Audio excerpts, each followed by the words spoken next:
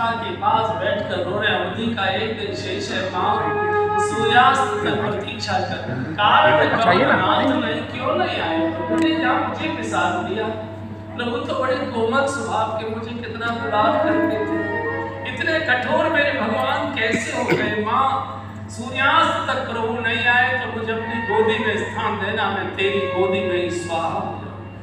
जलने की बात बोल रहे थे, इतने में तो हनुमान जी ब्राह्मण वेश में प्रकट हो गए। महाराज कुमार की जय हो। महाराज जलने की बात मत करिए, भगवान के स्वागत की तैयारी करिए। भगवान श्री राम आ रहे हैं, संदेश दे। ऐसे आंसू पोछे कौन है भैया? देखा है ब्राह्मण देव खड़े हुए, लिपट गए भैया। 14 वर्ष से जो वाणी को सुनने को मैं प्यासा था, आज वो अचानक वाणी कैसे आ गई? तुम कौन हो? भरत जी के भाव को देखकर हनुमान जी अपना कपट वेश रोक नहीं पाए, प्रकट हो गए। मारुत सुत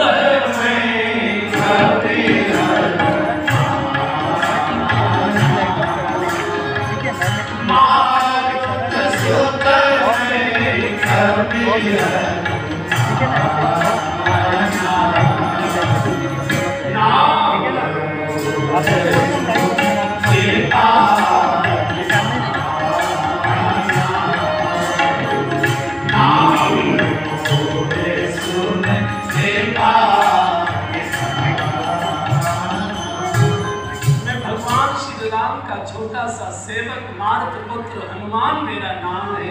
मैं संदेश दे एकदम लिपट गए भैया। क्या सचमुच इन आंखों से मैं प्रभु के दर्शन करूंगा? क्या प्रभु मेरे अपराध भूल गए? प्रभु अवध में, हाँ तैयारी करिए, संध्या के समय तक प्रभु अवध में आ जाएंगे, आप तैयारी करिए। यहाँ से हनुमान जी तो वापस लौटे हैं। श्री भरत जी ने रथ नहीं लिया, गले में ढोल बजाया है और ढोल बजाते बजाते पैदल दौड़कर नंदी गांव से श्रीवद आए। गलियों में ढोल बजा रहे। भगवान के आगमन की सूचना तो कोई संत ही दिया करता है। आज संत भरत समय अवध के नागरिकों, भगवान श्री राम आ रहे, अयोध्या का श्रृंगार करो, तोरण द्वार बनाओ, रंगोलियां रचाओ, भगवान श्री राम आ रहे। जैसे किसी सरोवर का पानी सूख रहा हो और मछली एक एक बूंद जल के लिए तड़प रही हो और अचानक घनघोर वर्षा हो जाए, जैसे मछलियों को प्राण शक्ति आती है, ऐसे अयोध्या के नागरिकों को प्राण शक्ति आ गई। पूरी अयोध्या चहल पहल में बदल गई। लोग इधर से उधर दौड़ने लगे, घरों के बाहर रंगोलियां रचाने लगे। कौशल्या वशिष्ठ आश्रम गए, शास्त्रांग प्रणाम किया। गुरुदेव मेरे प्रभु मेरे सारे अपराध क्षमा करके श्री अवतार है। वशिष्ठ जी तो त्रिकालदर्शी थे। गदगद भरत आगमन के स्वागत की तैयारी करो। जब कौशल्या जी के भवन में गए, माँ के चरणों में लिपटकर पहले तो बहुत रोए। माँ घबरा गई, क्या बात है भरत, क्या हुआ? बोले माँ प्रभु श्री राम आ रहे, मेरे सारे अपराध क्षमा करने प्रभु आ रहे। क्या राम आ रहे? क्या मैं अपनी आंखों से राम को देख सकूंगी? क्या लखन आ रहा मेरा दुलारा? क्या मेरी बिटिया जाग के? हाँ माँ, किसी ने समाचार दिया, मुझे लगता है किसी देवता ने तेरे प्राण रक्षा के लिए ये कुछ नाटक है। बोले नहीं माँ, हनुमान आए, हनुमान आए थे। माँ तो जैसे पत्थर की प्रतिमा हो गई हो ऐसी खड़ी रही। भरत जी तो तैयारी में लगे। इतने में एक कौवा ने आकर दीवार पर बैठकर गाँव करना शुरू किया। कौशल्या जी अंदर से बाहर आंगन में आती है, कौवे को हाथ जोड़कर प्रणाम किया है। कौवे वैसे तो तू बहुत अधम प्राणी है, लेकिन मैंने संतों के मुख से ऐसा सुना है कि जब प्रातःकाल ब्रह्म मुहूर्त में तू किसी के द्वार पर आकर बोलता है तो उसका बिछड़ा हुआ प्रियजन उसे विदा करता है। अगर ब्राह्मणों के द्वारा कही गई बात सत्य हो और आज तेरे बोलने से मेरे तीनों बालक श्री बता जाए, वे कौवे मैं तेरी चोंच में मणियां मढ़वा दूंगी, अयोध्या के चौराहे पे तेरा मंदिर बनवाऊंगी, तेरी मूर्ति रखूंगी, मैं उसी की आरती उतारा करूंगी, आज मेरे तीनों बालक आ जाए। कहते कौवा उड़ के चला गया। कई संतों का कहना है कि सामान्य कौवा नहीं था, ये साक्षात काकभूषुंड जी थे। काकभूषुंड जी को लगा कि जिस माँ के हाथ के बने हुए पुओं का प्रसाद में पाया करता था, भगवान के आगमन का प्रसाद उसकी सूचना मैं ही दूंगा। पूरे अयोध्या को सजाया जाने लगा। इधर हनुमान जी प्रभु शीघ्र अवध की और भरत जी की दशा देख कर आया हूँ, वो वर्णन नहीं की जा सकती। यहाँ से विमान उड़ा है, शंखमेरपुर में उतारा है, गंगा के इस किनारे गुह ने आकर स्वागत किया है। भगवान ने पूछा, भैया तुम्हारे गांव में कोई नाव वाला था ना केवट, जिसने हमको गंगा पार कराई थी, उसको बुलाओ, हम उससे मिलना चाहते। 14 वर्ष के बाद भी भगवान को केवट याद है, जो केवट ने हमारे ऊपर एहसान दिया था, हमको पार किया था। हम बड़ी जल्दी अब लोगों के एहसान भूल जाया करते। केवट गंगा जी के उसी किनारे बैठा प्रतीक्षा कर रहा था, फिरती बेर के भगवान लौट कर आएंगे तो मेरी नाव से वही उसी किनारे नाव खड़ी कर रखी है, वही बैठा। केवट को बुलाया गया, भगवान ने कहा, केवट भैया कैसे हो? लड़ने लगा। अब केवट भैया हो गया, जब गांठ में कुछ देने को नहीं था तब तो केवट भैया था कि हमको गंगा पार करा दो। अब विमान मिल गया तो ऊपर से उड़ के निकल गया है, हमको याद भी नहीं किया। भगवान ने कहा, केवट इच्छा तो थी तेरी नाव से ही आता, लेकिन संकोच आ गया। पिछली बार की उतराई तेरी नहीं दे पाया, पिछले बार के कर्ज को तेरा नहीं चुका पाया, दूसरा कर्ज करने में थोड़ा झिझक आई, क्षमा कर दो। एकदम निपट गया। प्रभु कहाँ आपने मुझे याद कर लिया, ये मेरे ऊपर बड़ी कृपा है। अब मेरी एक प्रार्थना है, मुझे और मेरी पत्नी को साथ बिठा दीजिए विमान में। जीवन का अंतिम समय हम श्री अवध में सरयू के किनारे भजन करते आपका छोड़ना चाहते शरीर। भगवान ने केवट को भी बिठाया, वो को भी बिठाया, यहाँ से विमान उड़ा है। ऊपर से भगवान ने अवध की 3 परिक्रमा और सारे साथ जो सब साथ में बानर आदि सब बैठे थे, भगवान अयोध्या की महिमा का सुना रहे। हनुमान जी, जामवंत जी, अंगद जी, सबको, विभीषण जी। वैसे तो लोग कहते हैं कि मुझे वैकुंठ बहुत प्रिय है, लेकिन मुझे अयोध्या कितनी प्रिय है यह प्रसंग जाने को। और यहाँ के अयोध्या के निवासी अति प्रिय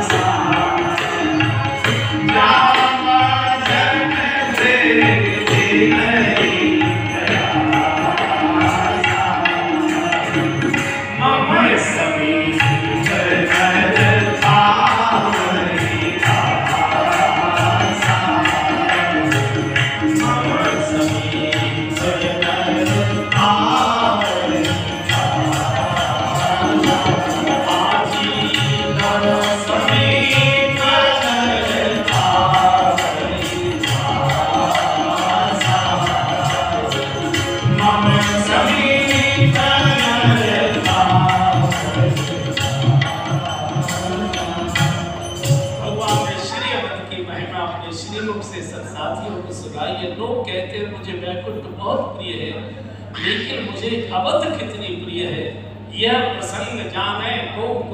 और ये अयोध्यावासी अति प्रिय मोय यहाँ के वासी, मम कामना पूरी सुख राशि। और ये जो सरयू महारानी उत्तर दिशा में बह रही है, इनकी महिमाएं, इनका स्नान करके जलपान करके व्यक्ति मेरे धाम को, मेरे लोक में आकर निवास करता है। जहाँ मज्जनते विनय प्रयासा मम समीप नर पावै वासा। और जैसे विमान की गर्जना अवध के नागरिकों ने सुनी, गोस्वामी जी लिखते हैं, जो जैसे तैसे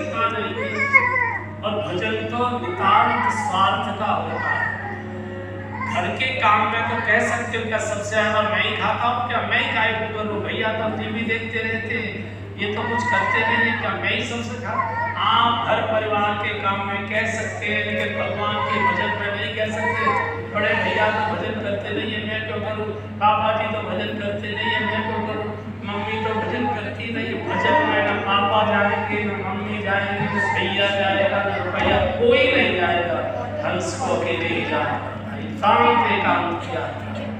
और भजन में जितनी चोरी से कर लोगे उतना ही हो जाएगा। गुप्त रखा जाता है, प्रकट किया तो तुरंत कोई रोग लग जाएगा। इसलिए आपने महात्माओं को देखा है, माला को झोली में रखते हैं और झोली को भी दुपट्टे में छुपाए रहते हैं। सबसे ज्यादा अगर नजर लगती है तो भजन को लगती है, किसी को नहीं, सबसे ज्यादा। पूरी अयोध्या सरयू के किनारे भगवान 3 परिक्रमाएं श्री अवध की कराते हैं। अवध की महिमा सुना रहे वशिष्ठ जी के साथ रामदेव आदि ऋषि मुनि सब स्वागत के लिए सरयू के किनारे पहुंच चुके हैं। और धीरे धीरे धीरे धीरे विमान आकाश से धरती की ओर उतरते जा रहा है। लोगों के मनोरथ आकाश की ओर उड़ते जा रहे हैं। और जैसे ही 14 वर्ष के वनवास अवधि की पूर्णता के बाद भगवान श्री राम का विमान अवध की पावन धरती पर उतरा, सब लोग बोल पड़े, बोलिए राजा रामचंद्र भगवान की। विमान को आदेश कर दिया, जाओ कुबेर के पास चले जाइए। सामने वशिष्ठ आदि सब रामदेव सब ऋषि मुनि खड़े थे। भगवान ने सबको साष्टांग प्रणाम किया है। पूरी जनता ये चाहती है पहले भगवान से मैं मिलूं, पहले भगवान से मैं मिलूं। गोस्वामी जी ने वर्णन किया, प्रेम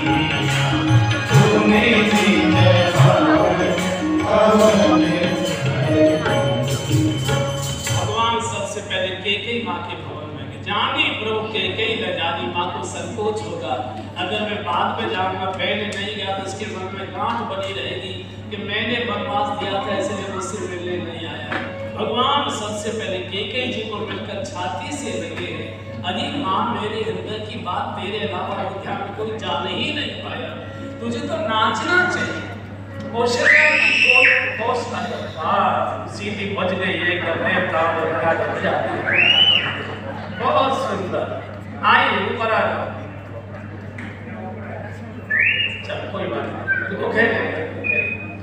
तो भगवान ने कहा कि हे माँ, कौशल्या माँ ने तो रघुवंश के राम को जन्म दिया, और तुमने तो राम राज्य के राम को जन्म दिया है, तुम तो राम राज्य के राम की जननी हो। ताए प्रबोध बहुत सुख दीना, पुण्य जो पवन गवन हर कीना। कौशल्या जी आरती का थाल लेकर खड़ी है, सखियां साथ रही है, सीधे पावन परत है, शोभा ही के भाव भरोसा नहीं हो रहा है। सत्य है कि स्वप्न है, स्वप्न है कि सत्य है, सत्य है कि स्वप्न है।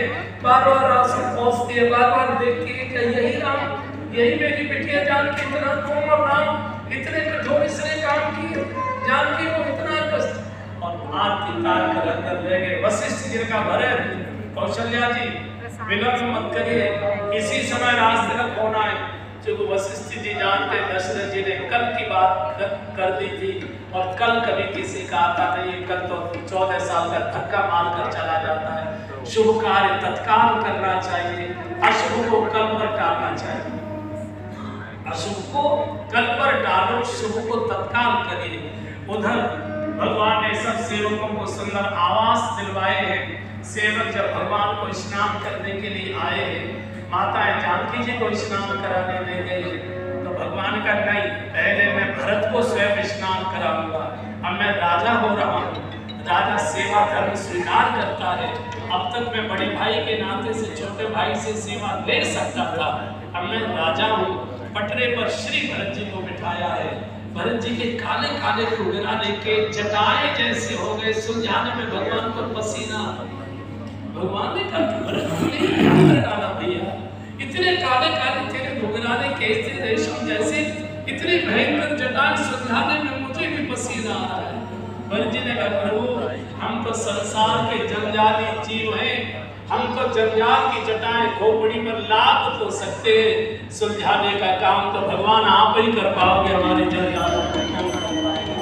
भगवान ने बहुत दिन स्नान किया कराया है, स्वयं स्नान किया। आकाश में इस मंगल महोत्सव का दर्शन कर रहे देवताओं के विमानों की गर्जना प्रारंभ हो गई। पूरा राजभवन का प्रांगण नगर के नागरिकों से भरा हुआ है, कोई किसी की चिंता नहीं करा। ब्राह्मणों ने वेद मंत्रों का उच्चारण प्रारंभ कर दिया, आकाश ध्वनि हो रही है जैसे वेद मंत्रों की। वशिष्ठ जी के संकल्प से दिव्य नया सिंहासन प्रकट हुआ। भगवान जानकी जी के साथ विराजे हैं सिंहासन पर। बार बार लोग इस मंगल छवि का दर्शन करने के लिए आंसुओं को रोकते, नहीं नहीं विघ्न मत करो, विघ्न मत करो, हमको झांकी का दर्शन करने दो। और कौशल्या जी ने दिव्य 14 वर्ष पूर्व जो तिलक का थाल सजाया हुआ रखा था, वो जैसा का तैसा उसी थाल को लेकर आई है। और उसी समय सभी ब्राह्मणों की आज्ञा से वेद मंत्रों के साथ इस युग की सबसे बड़ी घटना, राम राज्य का, मानवता का, प्राणी मात्र के कल्याण का प्रतीक राम राज्य का प्रथम तिलक जैसे भगवान ने भगवान श्री राम के भाग पर किया, तालियों की गड़गड़ाहट